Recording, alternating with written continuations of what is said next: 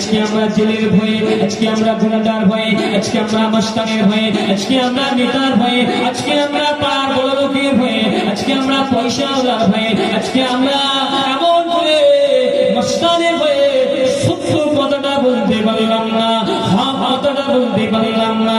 সমাজের মধ্যে গরিবের উপরে অত্যাচার হচ্ছে, গরিবের সম্পদটা কেড়ে নেওয়া হচ্ছে, গরিবের জায়গা জমিটা কেড়ে নেওয়া হচ্ছে, এতিমের প্রতি জুলুম করা হচ্ছে। আজকে পয়সাওয়ালা গরিবেরা, পয়সাওয়ালা ধনীরা, শক্তিমানের মানুষেরা তাদের আক্রমণ করতে লেগেছে।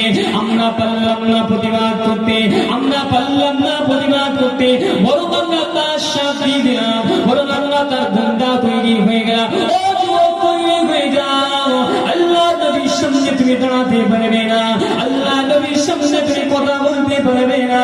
আমার আল্লাহ তো কোরআনের মধ্যে বলে দিয়েছে, লা ইয়াতাকাল্লামুনা ইল্লা মান আযিনা লাহুর রহমান। ওই কিয়ামতের ময়দানে কেউ কথা বলতে পারবে না, কেউ আওয়াজ করতে পারবে না, কেউ শব্দ করতে পারবে না, কিন্তু আল্লাহ পাক যাকে অনুমতি দেবে, ইল্লা মান আযিনা লাহুর রহমান, যাকে অনুমতি দেওয়া হবে, যখন আপনাকে অনুমতি দেওয়া হবে আপনি উঠে কথা বলবেন, আপনার দাদুকে অনুমতি দেওয়া হবে, আপনার সন্তানকে অনুমতি দেওয়া হবে।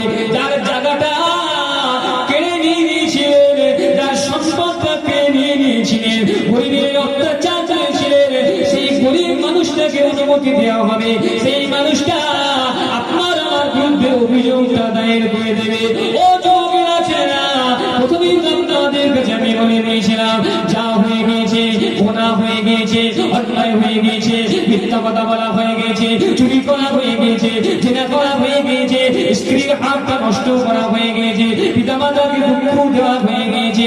আমার আল্লাহকে ভয় করো, আমার আল্লাহর কাছে ভয় করে অভিযান বলে ভাই খাবা মাকাম রাব্বিহি জান্নাতান।